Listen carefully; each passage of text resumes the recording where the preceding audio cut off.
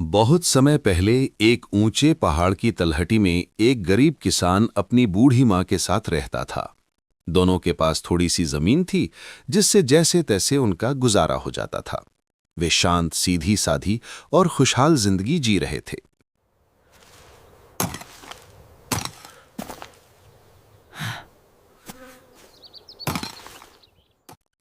उस प्रदेश का शासक बहुत कठोर और क्रूर था। उसे बुढ़ापे और कमजोरी से इतना डर लगता था कि एक दिन उसने भयानक आदेश जारी कर दिया, प्रदेश के सभी बुजुर्गों को मार दिया जाए। वो समय ऐसा था जब लोग राजा के आदेश का विरोध सोच भी नहीं सकते थे।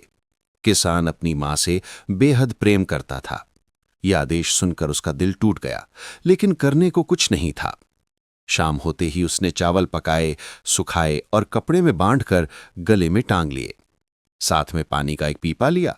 फिर उसने अपनी बूढ़ी कमजोर मां को पीठ पर उठाया और पहाड़ की ओर चल पड़ा। उस पहाड़ की ओर जिसे लोग वृद्धों को छोड़ने का पहाड़ कहते थे। रास्ता कठिन था। संकरे पथ कई जगह टूटते और नए रास्तों में बंट जाते थे। बेटा उलझा हुआ चल रहा था, पर ऊपर चढ़ना ही उसकी मजबूरी थी। मां ने यह सब महसूस किया। उन्हें पता था कि बेटा लौटते समय रास्ता भटक सकता है। इसलिए वो झाड़ियों से छोटी छोटी टहनियां तोड़कर हर कुछ कदम पर पीछे गिराती जाती थीं। इस तरह रास्ते पर छोटे छोटे निशान बनते जा रहे थे। आखिर में पहाड़ की चोटी पर पहुंचे। बेटा थक गया था और उसका दिल भारी था। उसने सूखी पत्तियों का मुलायम बिछौना बनाया, मां को धीरे से उस पर बिठाया, उनका कोट ठीक किया और आंखों में आंसू लिए विदा कहने लगा। तभी मां ने कांपती आवाज में कहा, बेटा, पहाड़ का रास्ता खतरनाक है। टहनियों वाले रास्ते को देखना और उसी पर लौटना। बेटे ने चौंक कर पीछे देखा। छोटे छोटे टहनियों के ढेर और मां के कटे फटे हाथ। उसका दिल फट गया। वो रोते हुए बोला, मां, मैं आपको छोड़कर नहीं जा सकता। हम साथ आए हैं, साथ ही वापस जाएंगे। वो फिर से मां को उठाता है और टहनियों के रास्ते को पहचानते हुए चांदनी और अंधेरे में नीचे उतरता है।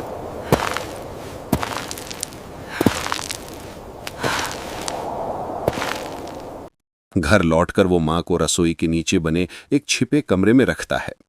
वो उन्हें खाना पानी देता रहता है और डरता है कि कहीं कोई इन्हें खोज ना ले। कुछ समय बाद शासक ने फिर एक विचित्र आदेश दिया, मेरे लिए राख की रस्सी तैयार करो। लोग घबरा गए। राख की रस्सी भला कैसे बन सकती है? किसान रात में धीरे से अपनी मां को खबर देता है। मां कुछ देर सोचती हैं और कहती हैं, सूखी घास की रस्सी बनाओ, उसे पत्थरों पर सीधा बिछाकर हवा रहित रात में जलाना। किसान वैसा ही करता है।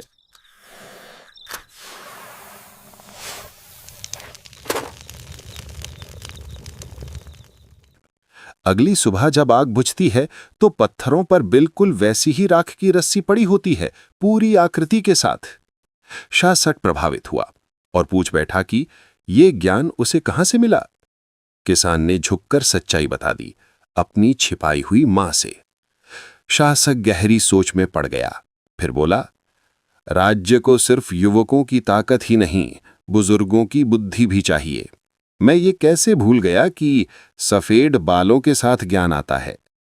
उसी दिन वो क्रूर कानून हटा दिया गया और धीरे धीरे वो प्रथा इतनी पुरानी हो गई कि आज सिर्फ एक कहानी बनकर रह गई।